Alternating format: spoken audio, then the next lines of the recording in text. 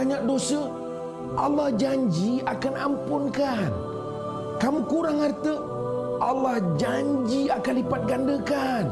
Rasulullah sallallahu alaihi wasallam bersabda, maksudnya, dan sedekah melenyapkan kesalahan, yakni dosa sebagaimana air memadamkan api. Ayo berinfak dan berwakaf dengan ikhlas pada jalan Allah untuk dana pembinaan Masjid Al-Islahiyah Kuang yang baru. Nescaya Allah akan ampunkan kamu dan rezeki kamu akan dilipat kali ganda. Apabila siap kelak, Masjid Al-Islahiyah Kuang yang baru akan memuatkan hampir 2,000 jemaah dalam satu masa, sekaligus menjadi pusat beribadah dan berjemaah untuk penduduk di kawasan Kuang dan sekitarnya. Ia juga akan dilengkapi dengan pelbagai kemudahan, termasuklah Dewan Solat berhawa dingin yang selesa untuk para jemaah beribadah, Dewan Kuliah, Dewan Serbaguna, bilik jenazah, bilik mesyuarat, pejabat serta pelbagai lagi kemudahan untuk kegunaan muslimin dan muslimat. Sabda Rasulullah sallallahu alaihi wasallam, jika seseorang manusia Islam itu meninggal dunia, maka terputuslah segala amalannya, melainkan 3 perkara, iaitu sedekah yang berterusan, ilmu pengetahuan yang dapat memberi faedah kepada dirinya atau kepada orang lain, dan anak yang soleh yang soleha yang beramal baik dan sentiasa mendoakan kepadanya. Berinfaklah untuk Masjid Al-Islahiyah sekarang. Berinfaklah juga untuk ibu bapa dan orang tersayang yang telah pergi meninggalkan kita. Selagi mana ada manusia yang bersujud, beribadah dan beramal di dalam masjid ini, insya-Allah pahala yang menduru-duru akan mengalir kepada kamu, juga untuk mereka dari sekarang hingga ke hari akhirat kelak.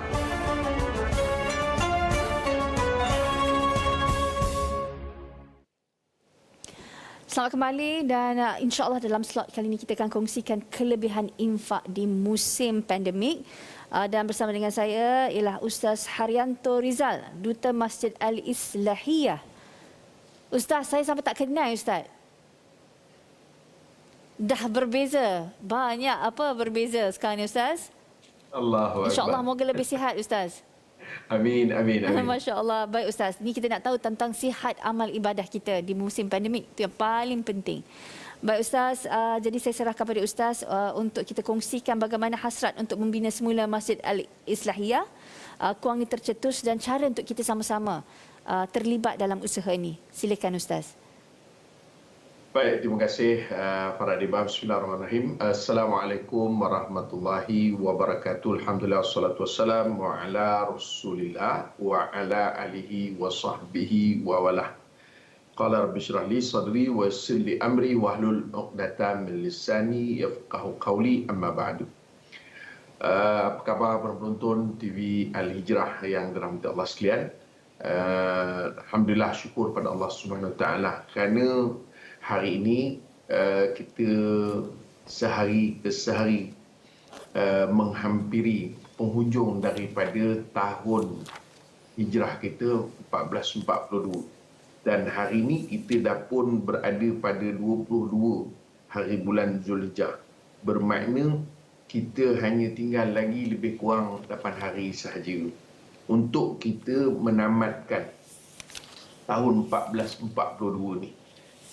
Barangkali pada ketika musim-musim yang begini, nampaknya kita tak berapa nak mengira sangat tentang perjalanan bulan dan tahun ini, kerana mungkin agaknya pemikiran kita sibuk dengan apa yang kita lalui sehari-hari. Mungkin sesak pemikiran kita memikirkan tentang apa yang dah pun berlaku sejak 2 tahun yang lalu.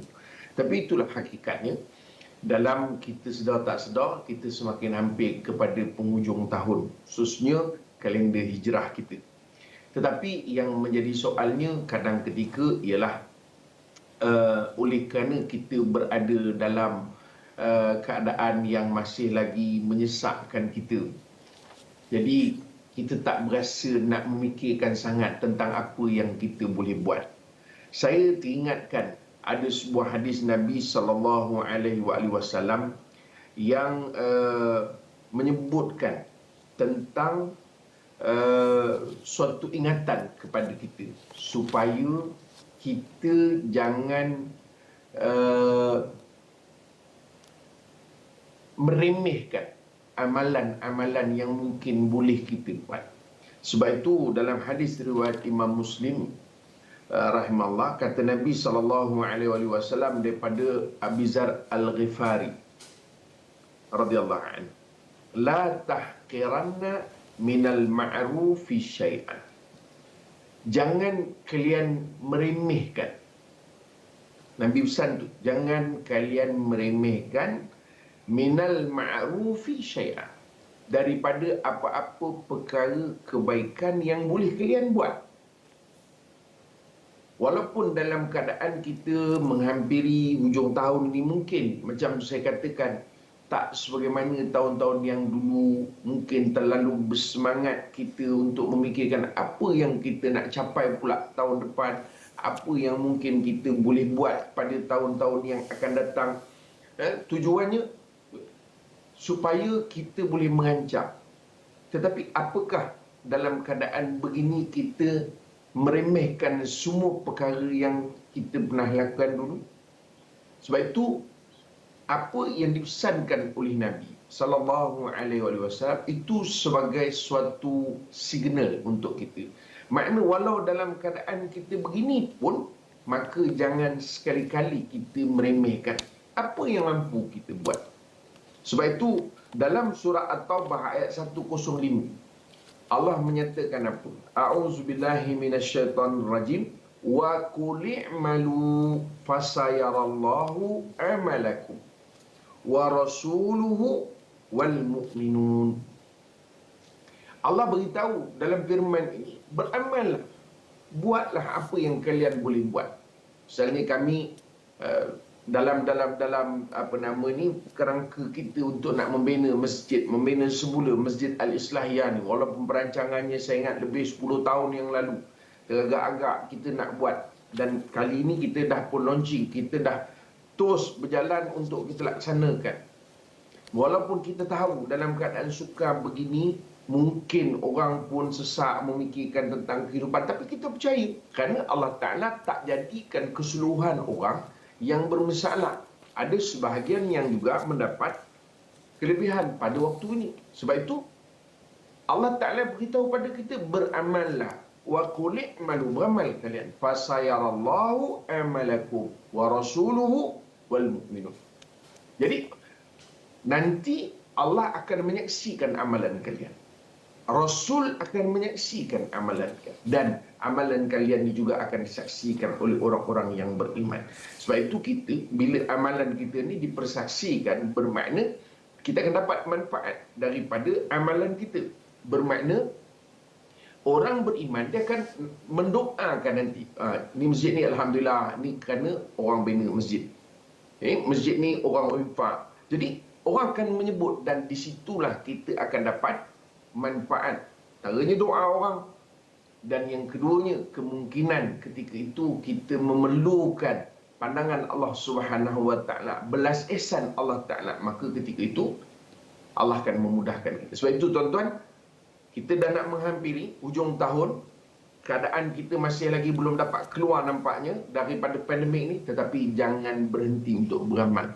Walaupun sedikit para, ya, walaupun sedikit, walaupun mungkin kita tak mampu banyak seperti dulu, maka kita berikan apa yang kita mampu. Lebih-lebih lagi untuk nak membina rumah Allah. Dan kami akan teruskan usaha ni untuk nak mewar-warkan kepada tuan-tuan, supaya tuan-tuan boleh sama-sama untuk menyumbang bagi pembinaan Masjid Al-Islahiyah Kuang ini, insya-Allah. Dan pastilah untuk kita nak membina rumah Allah ni, dia tidak ada kerugian, para, tak ada kerugian. InsyaAllah. Itu satu perkara lah yang kita nak pesankan. Dan satu juga yang selalu saya nak ingat-ingatkan ulang-ulang selalu ialah dalam konteks kadang-kadang kita risau nak menyumbang, kita khawatir sumbangan kita tu tak ke mana, tak bangun juga akhirnya, insya-Allah. Kerana para saya sebut selalu ulang-ulang, saya bukan hanya duta untuk masjid ni, tapi saya memang anak karya. Maknanya saya akan pastikan sampailah tertegak masjid ataupun pembaruan masjid ni.